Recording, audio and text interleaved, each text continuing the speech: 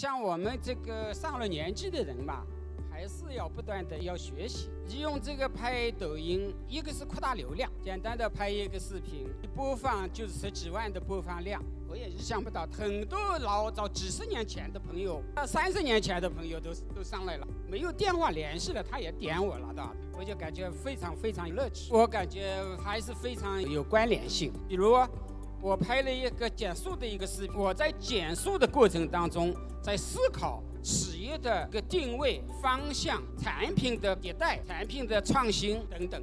用我种树的人来说呢，我是栽小树，要它长成发达的根基，要它抵御风险的能力。但是一般的呢，它是喜欢做大栽大树，那栽大树呢，难免有枯枝、有残叶，啊，你修剪不到。